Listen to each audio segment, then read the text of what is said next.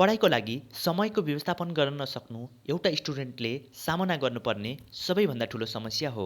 यो भिडियोमा चाहिँ मैले एउटा स्टुडेन्टले कसरी चाहिँ आफ्नो पढाइको लागि समय निकाल्ने र कसरी समयको व्यवस्थापन गर्ने भन्ने कुरा बताएको छु।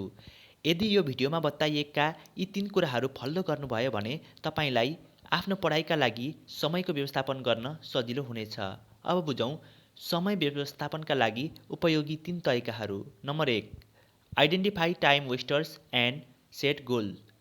जब कुनै एउटा स्टुडेन्ट किताब लिएर पढ्न बस्छ, ऊ विभिन्न कुराहरू सम्झिन थाल्छ र त्यसमै अल्मलिन्छ। एकछिन मोबाइल चलाउँछ, त्यसमै अल्मलिन्छ। यसरी तपाईँ पढ्न बसेपछि तपाईँलाई विभिन्न कुराहरूले ध्यान भङ्ग गर्न सक्छन्। त्यसबाट बच्न चाहिँ तपाईँले त्यस्ता कुराहरू पत्ता लगाउनुपर्छ कि के कुराहरूले तपाईँलाई पढ्न रोकिरहेको छ।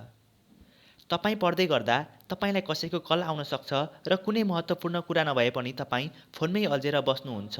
त्यसैले जब तपाईँ पढ्न बस्नुहुन्छ, यति समय चाहिँ म खुरुखुरु पढ्छु, अन्त ध्यान दिन्न भनेर गोल सेट गर्नुहोस्। Number 2, establish routine. यदि तपाईँले कुन सब्जेक्ट पढ्ने, कतिखेर पढ्ने भनेर रुटिन बनाउनु भयो भने पनि तपाईँलाई आफ्नो समयको व्यवस्थापन गर्न धेरै सजिलो हुन्छ। जब तपाईँ रुटिन अनुसार चल्नुहुन्छ, तपाईँलाई पढेको बेलामा कुनै पनि अरू काम गर्नुपर्ने जरुरत पर्दैन र अरू कुरामा अल्झिनुपर्ने जरुरत पर्दैन। Number 3, time blocking. यो एउटा स्टुडेन्टका लागि एकदमै महत्त्वपूर्ण कुरा हो। टाइम ब्लकिङ भनेको कुनै विशेष कामको लागि बनाइएको विशेष समय हो। जस्तै एक दिनको समयमा बिहान यति बजेदेखि यति बजेसम्म यो गर्ने, यति बजेदेखि यति बजेसम्म यो गर्ने, दिउँसो यो गर्ने, राति यति बजेदेखि यति बजेसम्म यो गर्ने।